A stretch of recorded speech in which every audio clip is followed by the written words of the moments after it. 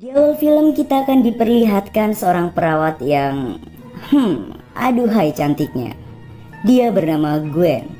Terlihat dia memasuki sebuah ruangan di mana seorang nenek tua di sana membutuhkan pertolongan.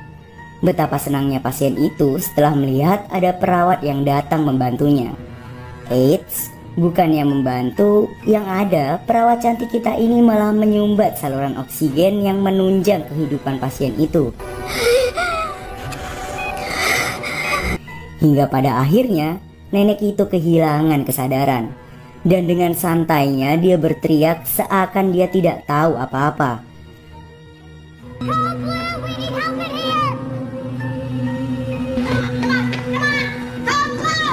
Akhirnya para dokter datang dan langsung melakukan penanganan pertama.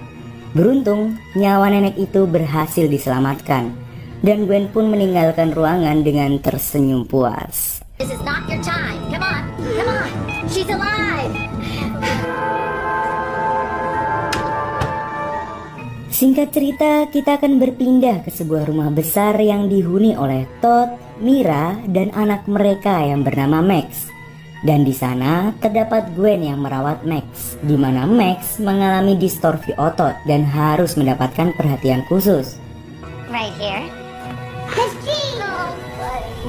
Nampaknya hubungan Gwen dan Max sudah sangat dekat dan terlihat sangat akrab. Saat sarapan, kruk milik Max terjatuh. Dan saat Gwen mengambil kruk milik Max, sepertinya dia melakukan sesuatu. I got it, little man. Not a problem. You know what that is, my cue. Di saat yang bersamaan, teman Mira yaitu Karen datang berkunjung. Di sana, Gwen menguping pembicaraan antara Mira dan Karen, di mana Mira mengeluh mengapa Todd dan Max lebih menyukai Gwen dibanding dirinya. Maybe she doesn't trust my maternal instinct. Karen menyarankan Mira untuk kembali melihat referensi perawat untuk menggantikan Gwen. Namun Mira menolak karena menurut Mira Gwen telah merawat Max dengan baik. No, not yet, at least. Any who offer nurses like Gwen. Tapi perbincangan mereka harus terhenti karena tiba-tiba Max terjatuh karena kruk yang dia gunakan rusak. Mira memarahi Gwen karena dirasa tidak becus dalam merawat anaknya. Mira yang panik melihat Max terjatuh langsung menghubungi Dr. Keller dan memesan kruk khusus untuk Max. Dan di situ Gwen memanfaatkan momen untuk membuat Mira merasa bersalah atas dirinya.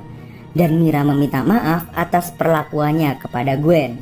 I'm so sorry about earlier. Shouldn't have blamed you. Esok harinya Mira bergabung ke sebuah komunitas distorsi otot. Ya, semacam perkumpulan orang tua yang memiliki masalah yang serupa. Di sana, Mira menceritakan kisahnya, di mana Max didiagnosa pada tahun ini karena sebuah insiden, di mana Max terjatuh saat sedang bermain. Di sana, Mira tak kuasa menahan air matanya mengingat hal tersebut. Bahkan Mira menyalahkan dirinya sendiri karena tak dapat berbuat banyak untuk Max. Yes, that's why I'm thankful that I'm here.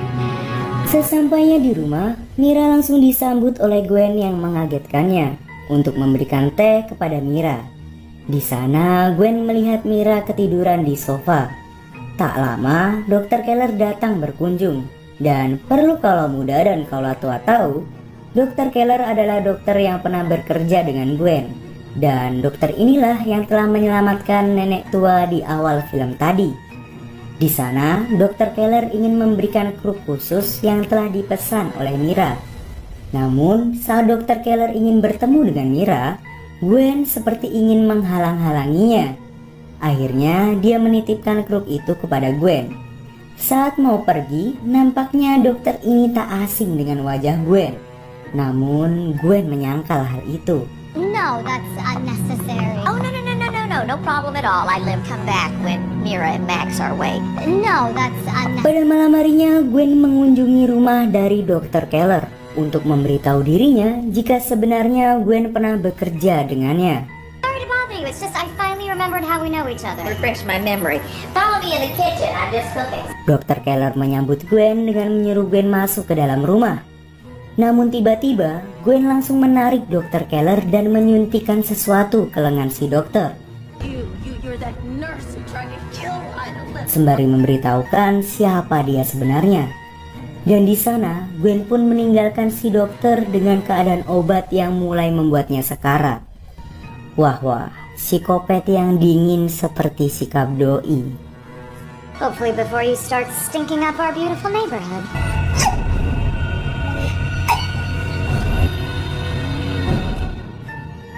Di rumah, Mira mendapatkan telepon dari seorang pria misterius bernama David. David mengaku sebagai teman komunitasnya. Di sini, David menunjukkan rasa simpatinya kepada Mira dalam usahanya merawat Max. Hi Mira, so glad I reached you. Saat Mira ingin melihat orang yang berbicara dengannya, Mira hanya bisa melihat sebuah foto dengan resolusi yang rendah. So is mine. I just started saying. David mengaku anaknya juga mengalami masalah yang sama dengan Max. David juga mengaku jika istrinya sudah meninggal dan dia sekarang dibantu oleh seorang perawat dalam mengurus anaknya. I have help. Not as much as I'd want. Oh, I'm so sorry. Mira yang mendengar hal itu merasa mengambil langkah yang tepat. Namun, di sini Mira tidak mengetahui bahwa ternyata orang yang sedang berbicara dengannya sebagai David bukanlah David, melainkan Gwen yang menggunakan akun milik orang lain dan mengubah suaranya dengan alat pengubah suara agar terdengar seperti laki-laki. Paginya, Karen kembali datang ke rumah Mira yang sedang sarapan. Tapi Karen tak sengaja menumpahkan minuman kepada Todd. Saat Mira sedang melepas baju Todd yang basah, Gwen nampak terpesona dengan Todd. Thanks, baby. Gwen pun disuruh untuk membawa baju kotor tadi ke tempat cucian.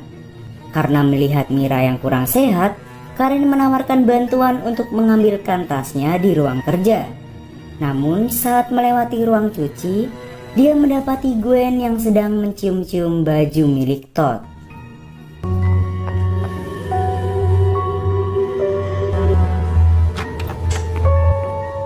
Pada malam harinya, Gwen kembali menelpon Mira sebagai David untuk menanyakan kabar Mira dan Max. Mira mengeluh jika badannya kurang sehat. Dan di situ tiba-tiba Gwen langsung menghentikan teleponnya dan bersikap seakan dia memergoki Mira sedang asik teleponan dengan laki-laki lain di belakang Todd.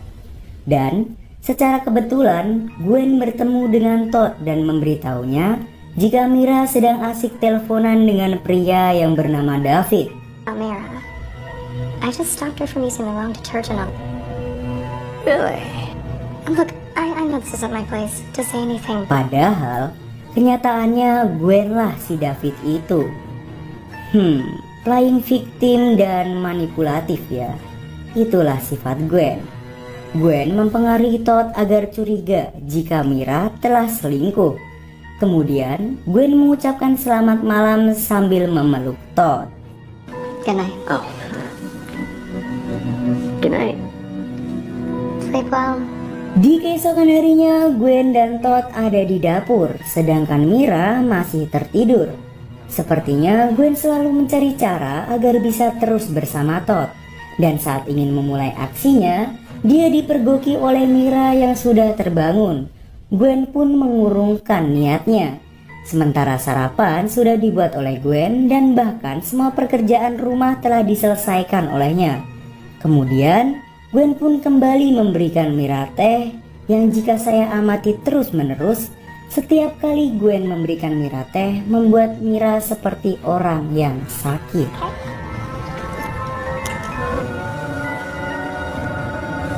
Malamnya, Mira kembali menelpon David dan menceritakan masalah di rumahnya. Dan saat yang sama, Todd dan Max pulang saat Mira sedang asik teleponan. Saat Mira ingin ikut mengantar Max ke kamarnya, tiba-tiba pandangannya kabur dan Mira berkata akan menyusul. Tak lama, Mira mendapat sebuah pesan yang bertuliskan David adalah seorang penipu. Dan Mira pun tertidur di sofa.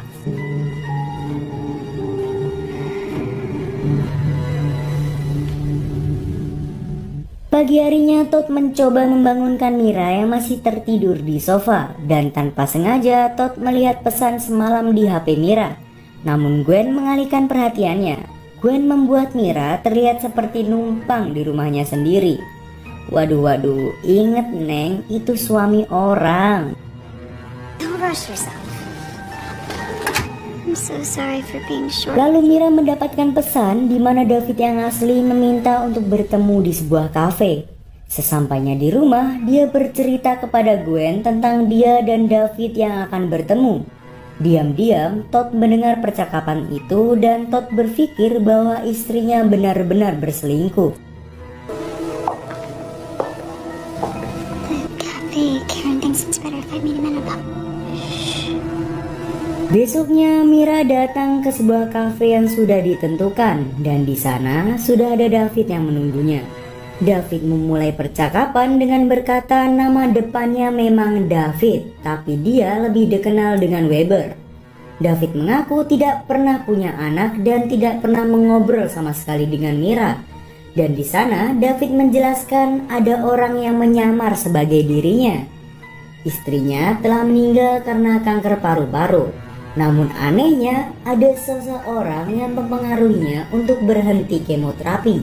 Sama seperti kasus yang dialami Mira saat ini. Kemudian David menunjukkan foto yang sama dengan yang dikirim oleh David palsu. Ternyata di luar sana Todd mengikuti Mira dan melihat Mira berpelukan dengan David. Kemudian David kembali ke motel tempat dia menginap. Take your time. Easy does it. Everything's good. Dan di sisi lain Karen datang ke rumah Mira dan bertemu dengan Gwen. Di sana Karen berbicara empat mata dengan Gwen dan mengatakan dia mengetahui kelakuan Gwen yang aneh. Lalu dia ingin memberitahu semuanya kepada Mira agar rumah tangga Mira tidak berantakan. Would you mind giving me a minute? Namun saat Karen ingin meninggalkan rumah, Gwen mengambil guci kaca dan melemparkannya ke Karen hingga tak sadarkan diri. Lalu Gwen membawa Karen ke sebuah tempat dan menyuntikkan sesuatu ke tubuh Karen, kemudian meninggalkannya bersama mobilnya. Di rumah, Mira yang sedang mengiris bawang mendapatkan pesan dari Todd jika dia akan pulang terlambat.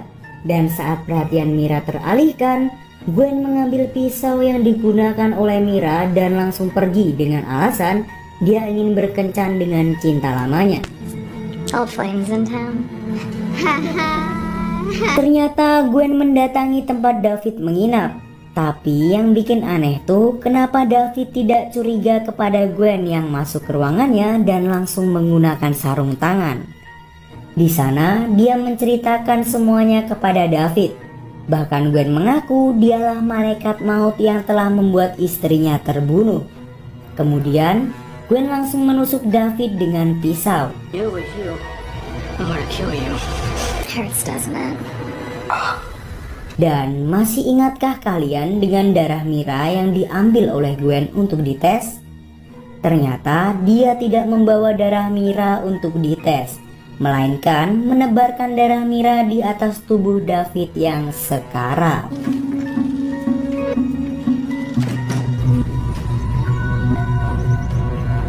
Malam harinya Todd pulang dengan keadaan mabuk. Situasi itu dimanfaatkan oleh Gwen untuk semakin dekat dengan Todd. Gwen langsung membawa Todd ke kamar dan tanpa disuruh Gwen udah mau nyosor aja. Tapi kayaknya si Todd ini masih setia nih sama istrinya. Terbukti Todd menyuruh Gwen untuk langsung kembali ke kamarnya. Gwen, what's theirs?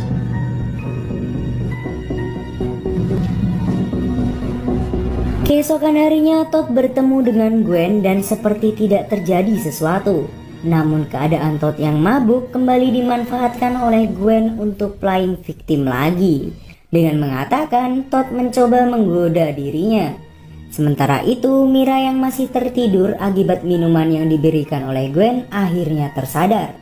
Mira langsung mencoba menghubungi Karen namun tidak ada jawaban. Lalu ada chat dari David yang bertuliskan Little Guy. Dan di botol minumannya juga terdapat tulisan Little Guy yang ditulis oleh Gwen. Dan sepertinya itu memiliki makna tersembunyi yang membuat Mira penasaran.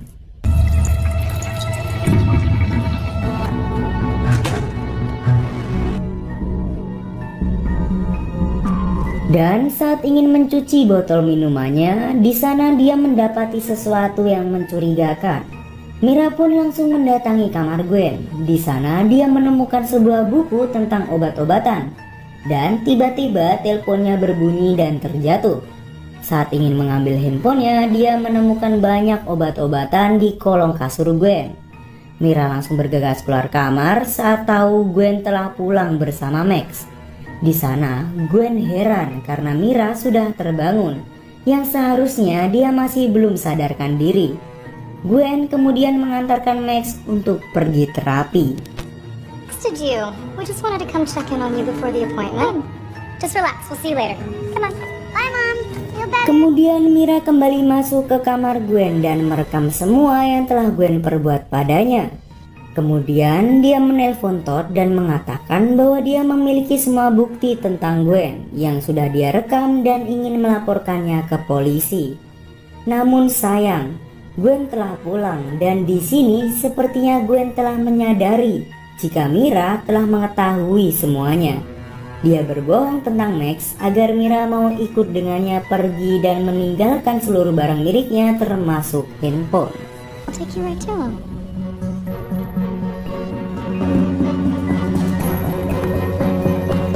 Dalam perjalanan, Gwen mengaku jika dirinya iri dengan Mira yang memiliki keluarga harmonis. Dan dia juga ingin memiliki keluarga yang sama seperti Mira miliki dengan cara menyingkirkan Mira dari sana. Something of your own to take care of. Tibalah Gwen dan Mira di suatu tempat. Sesampainya di sana, Mira langsung mencari Max. Dan lagi-lagi ternyata Gwen berbohong kepada Mira. Di sana, Gwen berniat untuk melenyapkan Mira agar Gwen bisa memiliki Todd dan Max seutuhnya.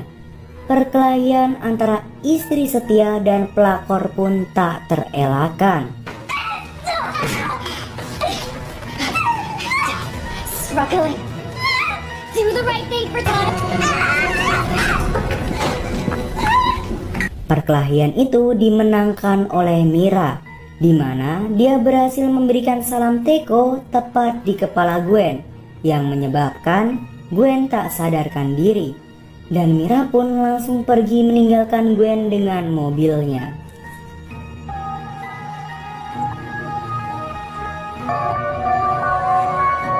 Film pun ditutup dengan kembalinya keharmonisan Todd, Mira, dan Max sebagai keluarga yang bahagia. Jadi, inti dari film ini tuh menceritakan bagaimana Gwen yang menghalalkan segala cara untuk mencapai tujuannya, di mana dia tak segan-segan menghabisi siapapun yang menghalangi dirinya. Dan di situ film pun habis.